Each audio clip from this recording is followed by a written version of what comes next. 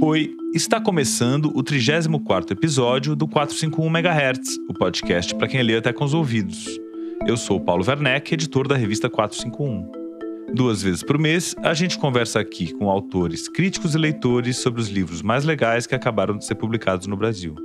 O 451 MHz tem o apoio da editora Companhia das Letras.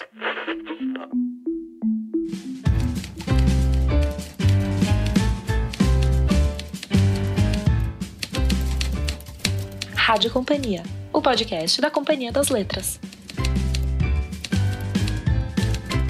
Em nosso próximo episódio, a Rádio Companhia celebra a vida e a obra de Lélia Gonzalez, que completaria 86 anos agora em fevereiro.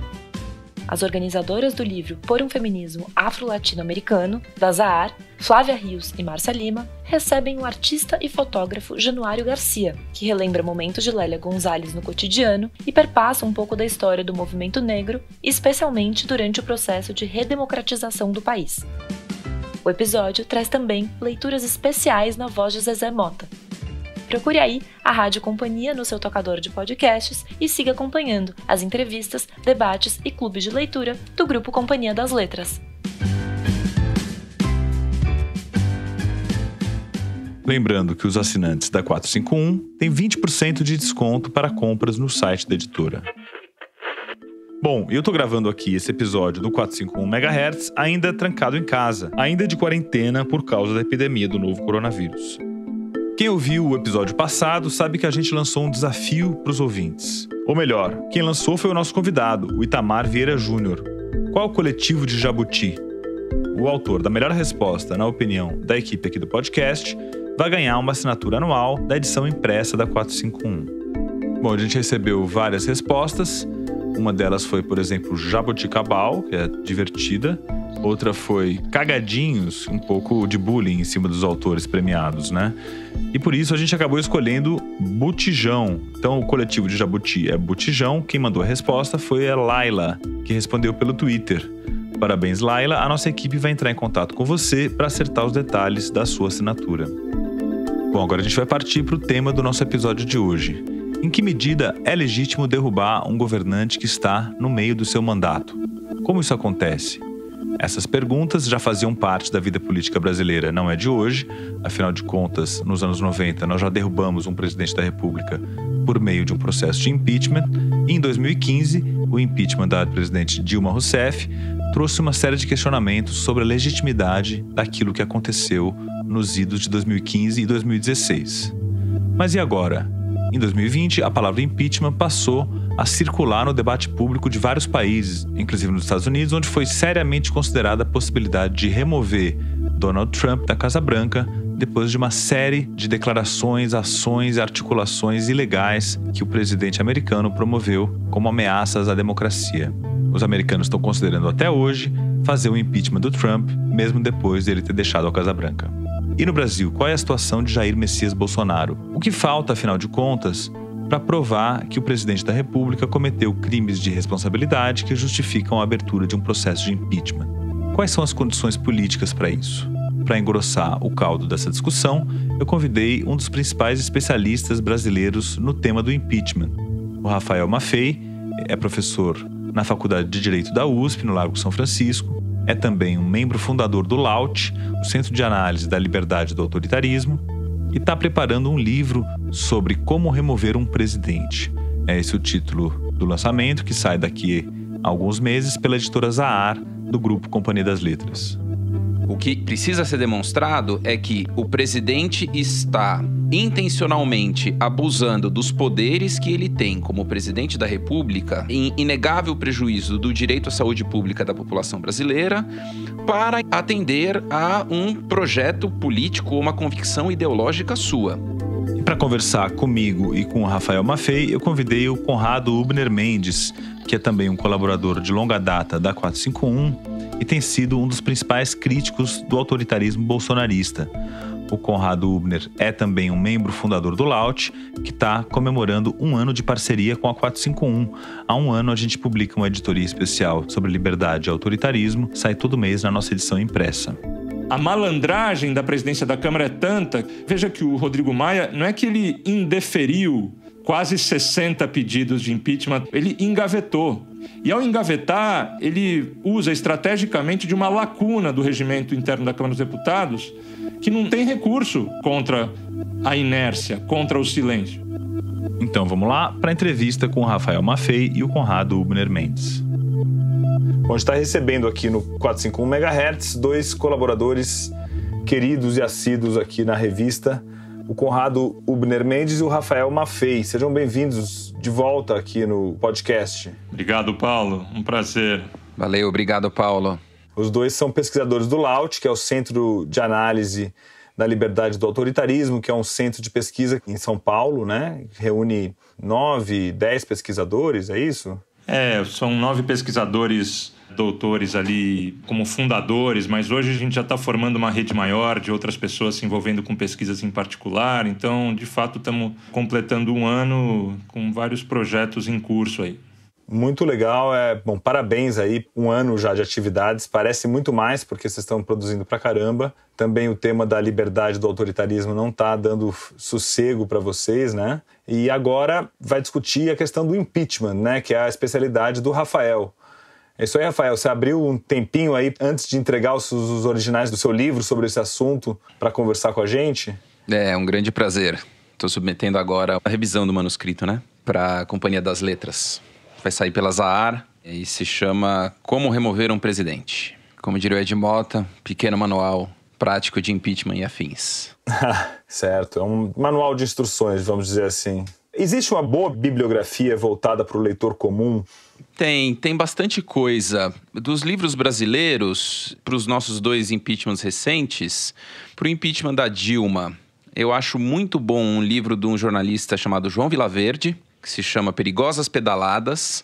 E na época ele era colunista do Estadão, e ele foi um dos jornalistas, ele cobre economia, e ele foi uma das pessoas que primeiro pegou, desde o nascedouro das primeiras denúncias, quando os técnicos do Tesouro denunciaram as pedaladas, ele acompanhou todo o processo dentro do Ministério da Fazenda, até depois ele chegar no Congresso.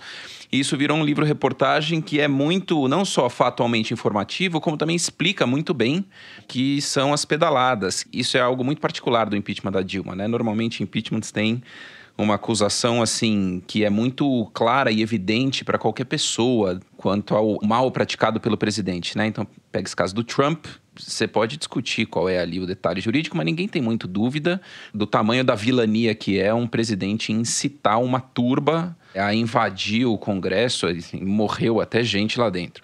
Mesma coisa no caso do Collor, que é muito evidente que um presidente não deve se envolver com tráfico de influências do seu tesoureiro e testa de ferro. O caso da Dilma era um pouco mais difícil, porque não é muito óbvio o que são pedaladas e por que pedaladas são algo que mereceria um impeachment. E o livro explica bem. Mas mereceria, Rafael? Qual é a sua impressão? Porque por exemplo, o Collor todo mundo sabe o que aconteceu, mas ao mesmo tempo as provas eram frágeis, até ele foi inocentado. Então, veja só. Eu não quero dizer que o João acha que mereceria o impeachment, tá? Só estou dizendo que foi a acusação que foi feita, e a acusação dependia da aceitação da tese de que aquelas condutas mereceriam o impeachment. Então, o caso do Collor que você menciona, eu acho muito ilustrativo da particularidade do impeachment em relação aos outros mecanismos de responsabilização, né? O Collor foi absolvido depois no Supremo Tribunal Federal em um processo crime por acusação de corrupção. E numa acusação criminal, você tem que indicar qual é a conduta, qual é o crime que a autoridade cometeu. E o crime pelo qual ele foi acusado foi o crime de corrupção, que envolve uma mercancia da função do agente público em troca de uma vantagem indevida. E o que o Supremo Tribunal Federal disse foi, olha, não está provado o vínculo entre um ato que o Collor tenha praticado e uma vantagem que ele tenha recebido. A vantagem está clara. Teve Fiat Elba, teve pagamento de reforma na casa da Dinda, mas não houve o vínculo entre este ato que ele praticou, deixou de praticar, ou retardou, ou modificou, e o recebimento dessa vantagem. Na minha interpretação, o Supremo imputou uma falha, acusação criminal que foi feita pelo Procurador-Geral da República. Uma tecnicalidade, vamos dizer assim, né? Isso. E uma jurisprudência mais rígida na interpretação do crime de corrupção, O Collor sofreu impeachment por fatos que são relacionados, mas não exatamente pela mesma acusação. Ele sofreu impeachment por 2 crimes da lei do impeachment, né, da lei 1079. Um deles foi não promover a responsabilidade de agentes públicos sob a sua responsabilidade, e o outro foi o crime de proceder de modo incompatível com a dignidade, a honra e o decoro do cargo. Sobretudo porque ele, quando foi confrontado com as primeiras acusações de que ele tinha essa relação imprópria com um sujeito que era ficou evidente, um notório traficante de influência, Collor negou, mentiu, instigou as pessoas que pertenciam ao seu círculo próximo, principalmente o seu secretário particular, o Cláudio Vieira, a produzirem uma versão mentirosa, fraudulenta das relações que ele tinha com o PC e de onde vinha aquele dinheiro, que foi a conhecida Operação Uruguai, na apresentação de um contrato falso, forjado, para dizer que o dinheiro com o qual o PC pagava as contas do Collor provinha de sobras de campanha que foram contratadas junto a um doleiro no Uruguai, por isso a Operação Uruguai, que inclusive está preso hoje, na Lava Jato. O universo dos fatos era semelhante, mas a imputação não foi exatamente a mesma. E o fato do Collor ter sido absolvido no processo crime não muda em nada a condenação dele no impeachment, inclusive porque o que leva ao impeachment não precisa sequer ser crime. A história mostra, né? Eu li recentemente o livro da Malu Gaspar também sobre a Odebrecht, e mostra que o PC já estava operando ali com a própria Odebrecht no mesmo esquema de operações estruturadas. Talvez ainda não tivesse esse nome, mas já era a mesma metodologia, né?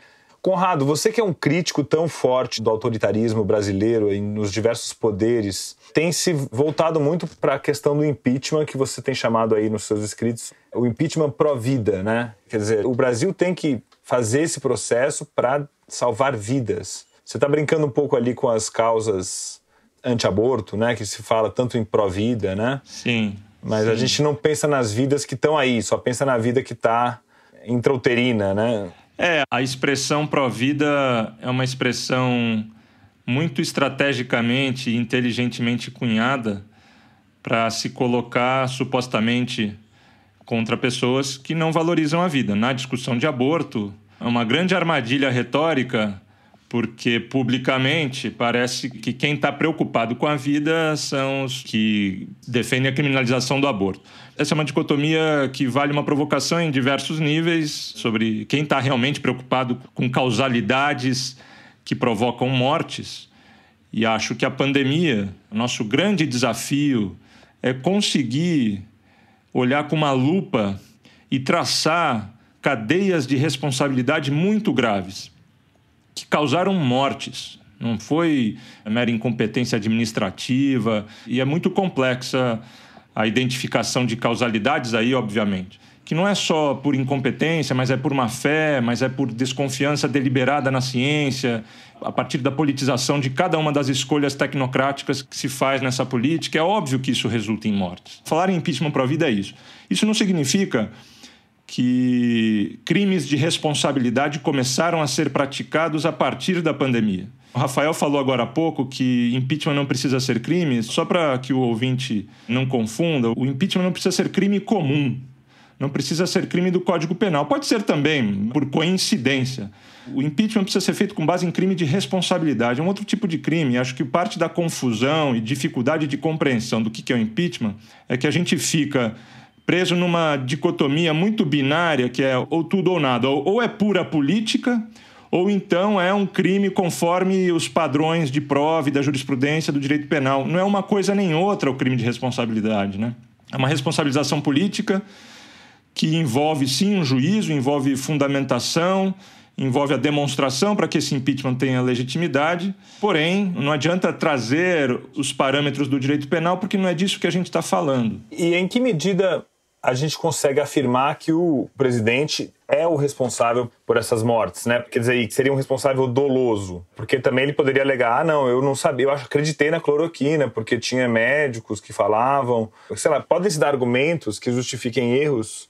Porque vantagem pessoal, qual vantagem pessoal ele poderia estar obtendo dessas políticas desastrosas? Olha, provar dolo e causalidade com as mortes certamente é um caminho muito trabalhoso. É difícil traçar essa causalidade entre atos específicos infinitos do executivo que se traduzem em mortes na outra ponta. Mas eu não acho que, para se configurar o crime de responsabilidade, é disso necessariamente que a gente está falando. A gente está falando só de morte, a gente está falando de omissões deliberadas na política de saúde, de boicote e tumulto na compra e planejamento de um programa nacional de vacinação, da intimidação de autoridades sanitárias e de hospitais para uso de um tratamento que não tem nenhum tipo de evidência científica. Então, é um conjunto de atos. Isso eu estou falando só de pandemia e, de novo, os crimes de responsabilidade se multiplicam em outras esferas também. Mas na pandemia, eu não preciso comprovar nem causalidade nem dolo com morte para mostrar que há violação do direito à saúde brutal pelas condutas continuadas do Ministério da Saúde nesse período. Agora, eu não estou dizendo que é impossível fazer o argumento sobre morte também. Só estou dizendo que não é esse o ônus que a acusação por crime de responsabilidade deve atender. Quando a gente fala de crime de responsabilidade, e nesse contexto específico, acho que o foco deve mesmo ser a atuação do governo na pandemia, a gente não precisa chegar na minúcia de mostrar que o presidente tem responsabilidade pessoal e dolosa por tantas ou quantas mortes que aconteceram em Manaus ou em qualquer outro lugar. O que precisa ser demonstrado é que o presidente está intencionalmente abusando dos poderes que ele tem como presidente da República, né? Abusar no sentido de usar de modo impróprio, para fins impróprios, os poderes que ele tem como presidente da República, em inegável prejuízo do direito à saúde pública da população brasileira, para atender a um projeto político ou uma convicção ideológica sua. O que está acontecendo neste caso da pandemia, na minha opinião, é muito claro. O Bolsonaro, 10, 11 meses atrás, num cenário de incerteza, fez uma aposta. Ele não foi o único a fazer essa aposta 11 meses atrás, né? A Inglaterra, no começo, o Boris Johnson também falou, vamos ver, né? Talvez seja melhor a gente não restringir tanto. A Suécia, a mesma coisa. 2, 3 meses depois, todos os países tinham percebido os erros nos quais o Bolsonaro insiste. Tinham percebido que não iam conseguir resolver o problema da economia sem enfrentar o problema da pandemia. Perceberam que quanto mais mortes eles tivessem, maior ia ser o atraso econômico. Perceberam que fazia sentido você fazer ondas de confinamento, depois com pequenas restrições, testar em massa. Abandonaram a cloroquina. Em maio, a OMS falou, não vamos mais testar com cloroquina. Aqui, dias atrás, a gente tinha um programa no Ministério da Saúde incentivando as pessoas. Eu rodei no meu nome. Calvície, sobrepeso e cansaço, porque eu estou trabalhando muito. 52 comprimidos o programa me mandou tomar. 52 comprimidos. Pergunta se o programa mandou eu usar máscara. Porque se ele acha que eu estou com Covid para usar comprimido, ele tinha que mandar a primeira coisa, ficar em casa, usar álcool gel e máscara. Não mandou. Me mandou tomar cloroquina, me mandou tomar ivermectina, me mandou tomar antibiótico, zinco. Isso é uma escolha política. Porque o Bolsonaro construiu uma polarização em torno dos temas da pandemia que fazem com que a defesa de medidas hoje consensuais em matéria sanitária e a defesa da vacinação, que é a única coisa que vai fazer com que a gente saia desse buraco, tenham sido politicamente associadas por ele próprio aos seus adversários, de modo que ele não pode agora abraçar vacinação e abraçar distanciamento, porque isso seria uma confissão de que ele está errando há 11 meses, fazendo o contrário do que todo mundo mandava, e isso agora beneficiaria os seus adversários. Então, essa é uma política, escolha intencional de usar o seu poder, tanto o seu poder legal de manter o ministro da Saúde, que ele finalmente encontrou alguém que pudesse ser politicamente alinhado a esse desvario que ele está promovendo, porque os anteriores recusaram. Então, tanto o seu poder legal, constitucional de escolher um ministro, quanto o seu poder político, retórico de exercer liderança sobre as pessoas que, de boa fé, confiam no seu presidente, ele usa esses poderes para tentar sair vencedor dessa disputa em que ele se meteu, principalmente contra o Dória, ainda que isso custe mais de 1.000 vidas por dia, por semanas e semanas e meses e meses. Essa é a escolha política que caracteriza o crime de responsabilidade. Né, seus ouvintes e suas ouvintes são todos amantes de livros, é uma coisa de vilania do Shakespeare, entendeu? É um troço Ricardo III, assim, uma quantidade de maldade misturada com uma certa dose de psicopatia que vai muito além do crime comum, do Código Penal. Maldade mesmo, né? Política, vilania. Acho que esse é o termo. Isso é o crime de responsabilidade. Deixa eu entrar para, acho que complementar a própria resposta do Rafael. Ele pôs peso na ideia de vilania. Não existe o crime de responsabilidade de vilania. E o impeachment não serve para remover um governo ruim, incompetente, nem para remover necessariamente um psicopata do poder por simplesmente ser psicopata. Vilania é uma palavra forte, mas que ela precisa ser configurada num crime de responsabilidade. Então, impeachment serve para remover um presidente que comete crime de responsabilidade. E a gente tem um ônus de demonstrar o que é esse crime de responsabilidade. Crime de responsabilidade não é crime comum, não adota os mesmos padrões de prova, etc., da jurisprudência do direito penal. E tem ainda, por cima, uma certa dificuldade de estabilizar o que a gente quer dizer e que tipo de parâmetro nós temos, porque não existe uma jurisprudência do impeachment. Temos aí 2 precedentes, cada um com suas particularidades. O impeachment não acontece todo dia. E olha que na democracia brasileira não foi pouco acontecer 2 impeachments em 30 e tantos anos de democracia. Vamos abrir um parêntese para um anúncio da editora Todavia. Você sabia que a Todavia tem um clube de assinaturas? Todo mês, lançamentos de ficção do mundo inteiro selecionados pela editora são entregues numa caixinha na porta da sua casa. Os planos são mensais ou semestrais, e na adesão você ganha uma sacola exclusiva do clube. Assinantes ainda têm desconto no site da Todavia, além de acesso a encontros online com a equipe da editora e conteúdo complementar exclusivo. Quer receber na sua casa uma boa história todo mês? Então venha saber mais no nosso site, todavialivros.com.br/todo mês. Lembrando que os assinantes da 451 têm desconto de 20% direto no site da editora. Bom, e antes da gente ouvir a segunda parte da entrevista, eu queria falar com vocês sobre o plano Ouvinte Entusiasta. É isso mesmo, a gente criou aqui na 451 um plano de assinatura para você que gosta de ouvir o nosso podcast e quer nos mandar uma força extra. Por R$20 por mês, você dá uma força extra para o 451 MHz e também para o 20 Mil Léguas, o nosso podcast sobre ciências e livros. Em troca, você recebe o acesso completo ao nosso site e também ao nosso clube de benefícios, que dá direito a descontos de até 30% em livros e outros produtos culturais. Então, muito obrigado aos nossos mais recentes ouvintes entusiastas. Thaís Bichara, Samuel Valim Bolonha, André Casaroli da Costa Branco, Marina Buendia, Alexandre Rodrigues Caetano.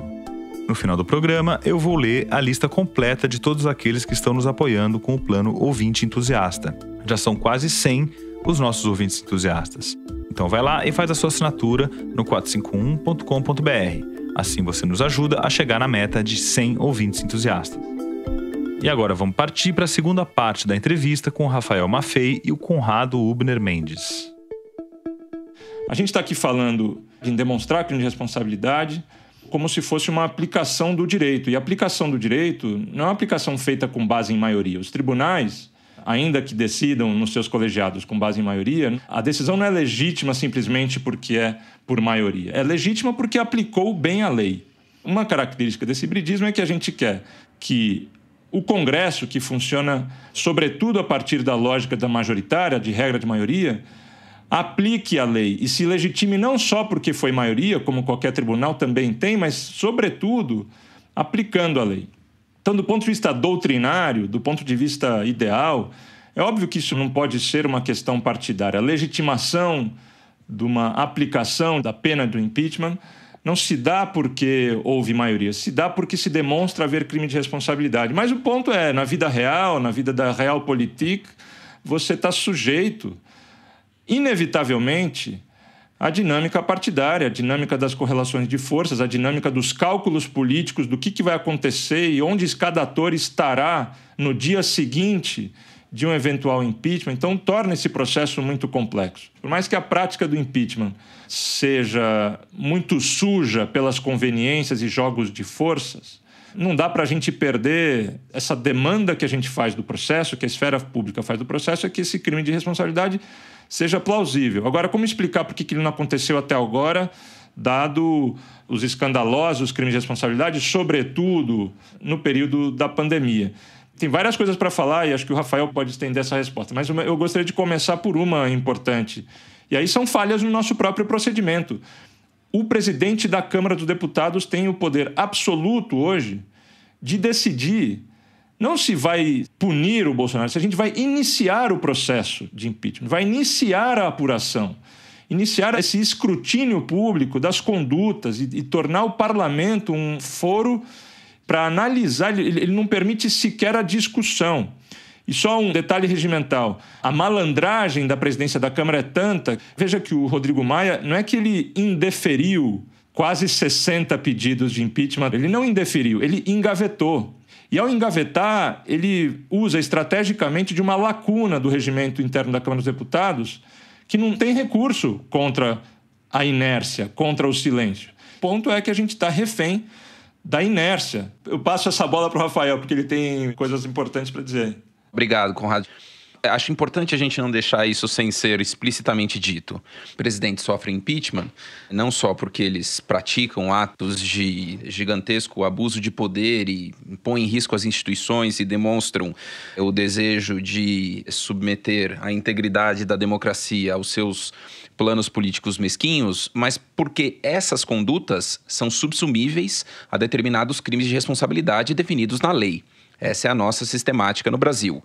O Bolsonaro, falando exclusivamente na gestão da pandemia, cometeu inequivocamente o crime do artigo 7º, número 9 da Lei 1079, que pune como crime de responsabilidade a violação patente ao direito à saúde dos brasileiros. O que mais é preciso fazer para que se considere patente uma violação ao direito à saúde por uma pessoa que deliberadamente, intencionalmente, sabotou a possibilidade da gente ter vacinas para não ceder uma vitória política ao seu adversário. Esse é um crime, fora todas as outras coisas, né? E o segundo crime é o do artigo 9º, número 7, que é o de proceder de modo incompatível com a dignidade, a honra e o decoro do cargo, na medida em que ele abertamente, intencionalmente, se vale de mentiras e de desinformação para instigar as pessoas a não atenderem a recomendações sanitárias e, agora, mais recentemente, a duvidarem da eficácia da vacina. Ele usa o seu prestígio, o seu poder, a sua influência, a credibilidade do seu cargo. A presidência da República tem uma grande credibilidade. O presidente tem todas as informações que ele quiser. Ele pode passar a mão no telefone e ligar para qualquer pessoa do Brasil para tirar a dúvida que ele quiser. Com razão, as pessoas confiam no seu presidente. É por isso que o presidente não pode ser um desvairado, mentiroso e agente de desinformação epidemiológica no meio de uma pandemia. Ele também praticou o crime do artigo 6º, número 8, que é intervir em negócios peculiares dos estados ou municípios com desobediência às normas constitucionais. Então, esta narrativa de vilania se subsume nitidamente a crimes de responsabilidade previstos na Lei 1079. Tem também a questão política, que foi o fato de o Rodrigo Maia ter ficado sentado em cima dos pedidos, são dezenas e dezenas, e isso não saiu no mandato dele. Sobre a questão específica do Rodrigo Maia, a gente precisa considerar um cálculo político de que todas as coisas consideradas ainda seria pior do que melhor. O tempo do Rodrigo Maia esgotou. Se ele errou ou não, e se o cálculo foi de boa fé ou foi autointeressado, isso é algo que a gente pode apenas fazer especulações. Outras coisas, né? Primeiro, qual seria o significado de perder? Exato. Pois é, mas Bolsonaro está vencendo por WO, né, na verdade. Existe uma suposição de que uma eventual derrota de uma acusação de impeachment é praticamente a reeleição de Bolsonaro em 2022. Vamos combinar, é um chute. Posso fazer o chute contrário também. Um processo expõe ao escrutínio público atos muito graves desse governo. No caso do Trump é um bom exemplo, usavam exatamente esse argumento. O fato dele ter ganho, por assim dizer, ele foi acusado, mas ganhou a inocência no Senado, não consta que isso explodiu as chances dele para a reeleição e depois veio a pandemia e atrapalhou tudo. Não foi bem assim. Até porque um processo aberto ele pode reverter o desalento de uma parte da população que não acredita ser possível o impeachment, né? O fato de, no começo do processo, você não ter maioria não significa que o processo não só eventualmente pode ser derrotado, mas também pode construir a maioria. As pessoas vão para as ruas, às vezes, por meio do processo. Qual que é o risco maior? É deixar um presidente com esse governo ou é o risco de, eventualmente, um processo perder? A ideia de que o risco do processo perder é maior do que a manutenção do Bolsonaro, para mim, soa cada vez mais estapafúrdia.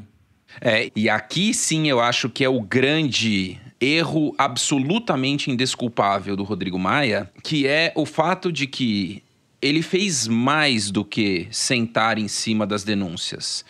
Ele abertamente anunciou que com ele nunca ia ter impeachment. Isso é usar o poder que você tem, porque todo mundo sabe que o poder de dar encaminhamento à denúncia é dele, para esfriar iniciativas pelo impeachment. Rodrigo Maia jogou baldes e baldes e baldes de água fria. Muito diferente do que fez a Pelosi nos Estados Unidos. E embora tenha também, feito um cálculo de tempo, sempre foi muito mais assertiva do que o Rodrigo Maia em deixar claro de que ela não seria um obstáculo pessoal ao impeachment. Quanta mobilização isso não esfriou? Com certeza. Você escreveu recentemente no Twitter, você falou, olha, impeachment tem uma outra condição que é não existe impeachment sem o vice se levantando do banco e começando o aquecimento, né? E isso também, pelo visto, não está acontecendo. Assim, ele mesmo não está publicamente demonstrando o que o Temer fez com a Dilma. Não só o Temer com a Dilma, mas o Itamar também fez movimentos públicos de se distanciar do Collor e de se mostrar como uma opção. Ficou muito evidente que eles tinham, de parte a parte, expectativas muito diferentes sobre o papel do vice no governo. Collor tinha o Itamar como sujeito que ia tocar os assuntos de política paroquial do PRN em Minas Gerais. E eles tiveram sucessivos desentendimentos ao longo do governo, a ponto de o Itamar se desfiliar do PRN depois que o Collor nomeou lá o Ministério de Notáveis e sequer o consultou para um único nome. Teve carta do Itamar vazada para a imprensa. Parecido com o Temer, no caso, esse dispositivo da carta, né? Isso. Então, enquanto o Collor ardia na fogueira da CPI do PC Farias, o Itamar fazia reunião da Fiesp prometendo que não ia ser um presidente estatizante pré-Muro de Berlim, que era o que se falava dele na Fiesp. Todos os agentes políticos relevantes, organizações de empresários, assim por diante, eles precisam ter clareza de que eles estarão, no dia seguinte ao impeachment, numa situação previsível, boa, Ninguém vai dar um salto no escuro.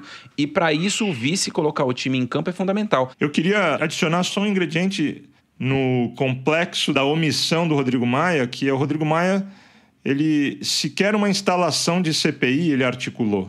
E uma CPI pode ser um grande processo, assim, por assim dizer, preparatório para um impeachment. Com minoria você instala uma CPI. E uma CPI faz barulho, desgasta se for para desgastar um governo. As pessoas têm dito que Rodrigo Maia foi um contraponto a Bolsonaro. A gente precisa avaliar bem essa história. Fez aqui, o contraponto aqui, outra ali. Bateu muita boca em rede social, segurou um projeto aqui, outra ali. Mas houve muito colaboracionismo também. Quanto ao Mourão, e já se fala que Mourão e Bolsonaro não convivem mais há muito tempo. Mourão tem sido ambíguo. A nós também cabe olhar um pouco peculiaridades do eventual processo de impeachment de Bolsonaro, que traz um terceiro ingrediente que é, partido praticamente não há. Mas existem forças estatais, militares e paramilitares. Nesse caso agora, esse ingrediente militar pesa muito, As Forças Armadas precisam desembarcar. As Forças Armadas se sujeitaram a essa pecha, a essa mancha, se deixaram politizar, se deixaram capturar por um governo. Tem mais militar nesse governo do que teve em qualquer período do regime militar, etc. Se não é um governo militar, é um governo de militares. Então, acho que algum tipo de segurança das Forças Armadas a gente vai precisar ter. E, por fim, algo que é bem típico do bolsonarismo, e isso me dá um pouco de receio, é preciso pensar numa estratégia para neutralizar isso, as polícias. As polícias são forças de muito apoio a Bolsonaro. O povo vai para a rua com essa polícia e a violência da milícia em relação a manifestações e a aceitação desse processo. Então, o risco da violência política pública nas ruas é incomparável ao risco que houve nos dois outros processos de impeachment. Então, nenhum impeachment não causa trauma, nenhum impeachment é inofensivo e, obviamente, nenhum impeachment é panaceia.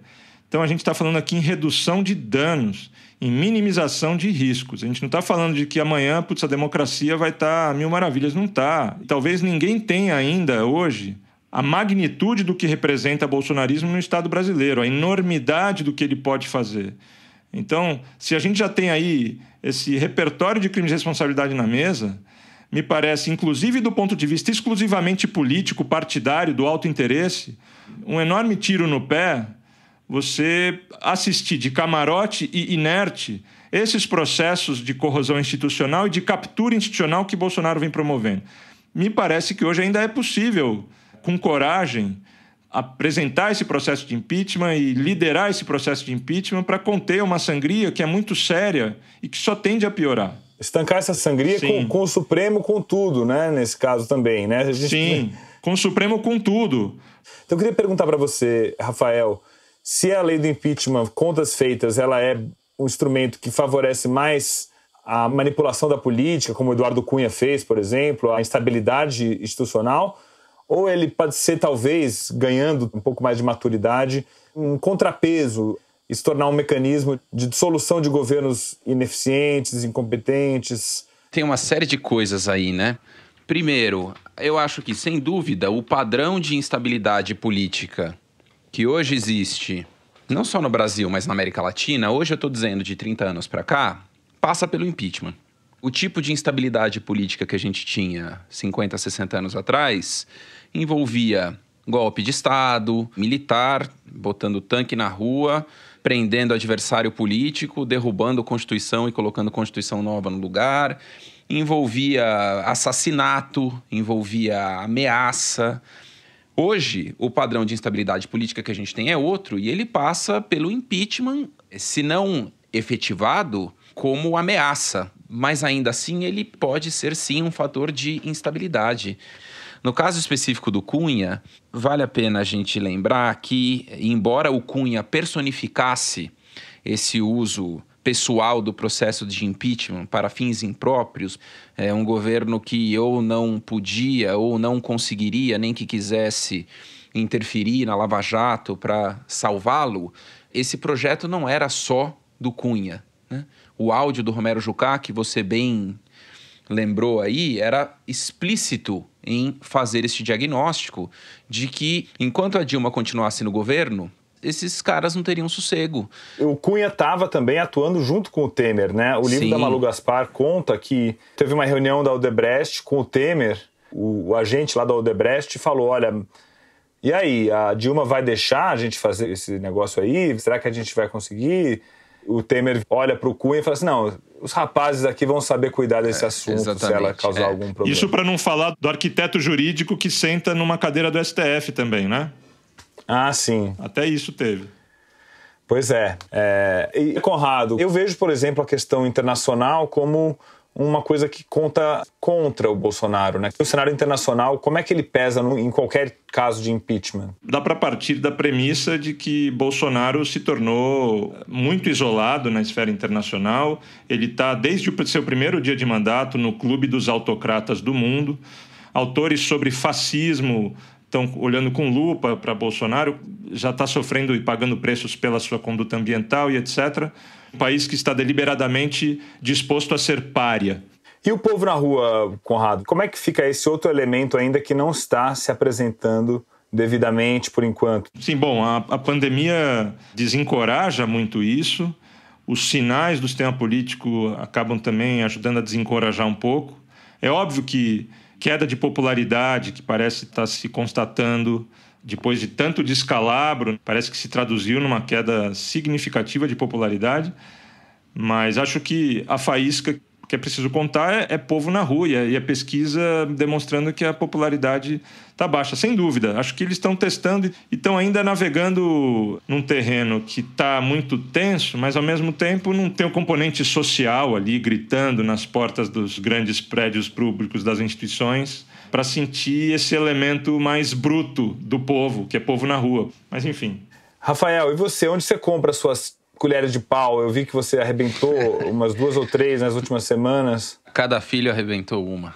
A gente também precisa considerar o quanto o povo na rua também é um produto da ação das instituições. No caso específico dos impeachments, tanto do Collor quanto da Dilma, houve uma atuação muito pública e muito incendiária de instituições que ajudaram as manifestações populares. No caso do Collor, foi a CPI.